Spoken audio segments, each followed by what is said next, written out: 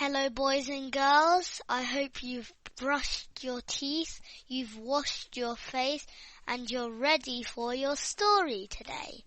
You know, stories, yay. Okay, tonight's story is going to be read again from Favourite Fables. Geez, there is still a ton of stuff here, left. And it will be from the section that is labelled Aesop's Fables, and it's called The Fox and the Crow. Okay, let's just get on with the story now. Enough of me blathering about stuff. Stuff, that's my friend Shiloh's favourite word. Okay. There was once a fine fox.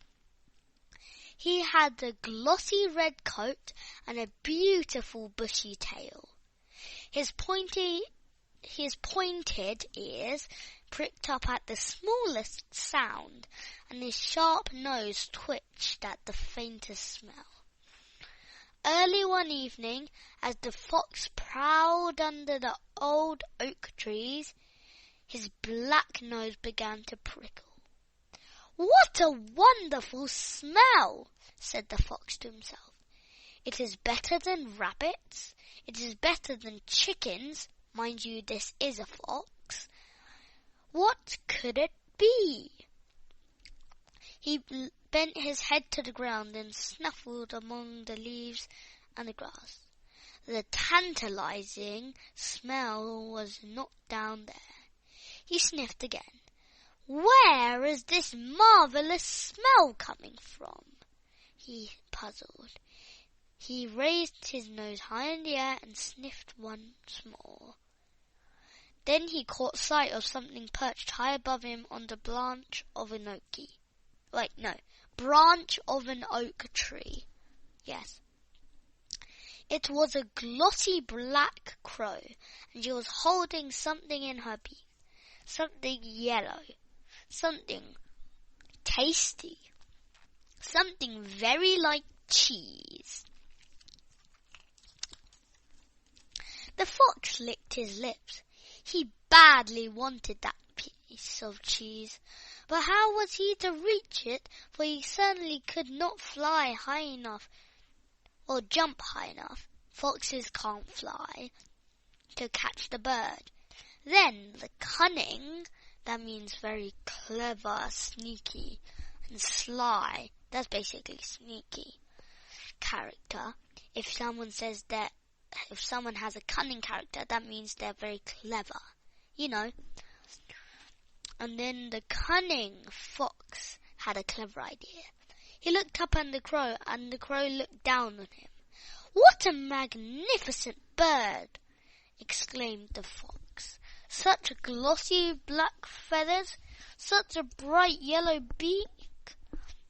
The crow stood quite still, but she quivered with pleasure to hear the fox's charming words. "What sparkling eyes!" continued the fox. "They glitter like two beads of jet. I cannot believe there is such a bird anywhere in the world who can match this beautiful crow." The crow had never heard such flattery, and she fluffed up her feathers and bobbed up and down on the branch, drinking in the bold fox's honeyed words. No idea what honeyed means. Then the fox spoke again, and his eyes never left the large piece of cheese. "I wonder if the crow's voice is as splendid as her appearance," he said.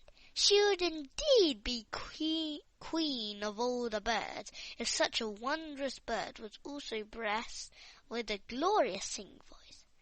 Then the vain crow could not resist the chance to show, and opening her mouth wide, she began to caw loudly. Well, the wily fox knew just what would happen next, and he was waiting.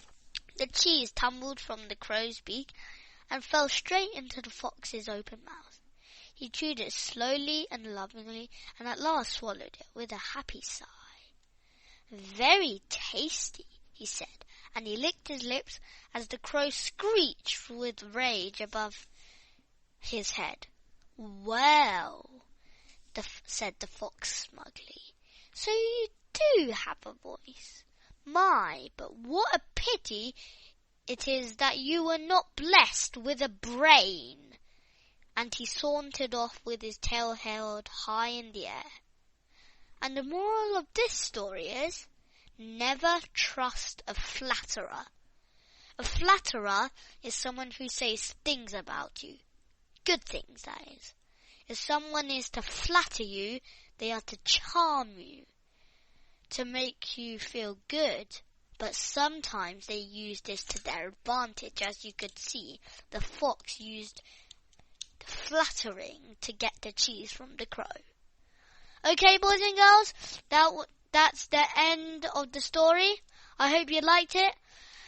And dream of crows and their stupid brains.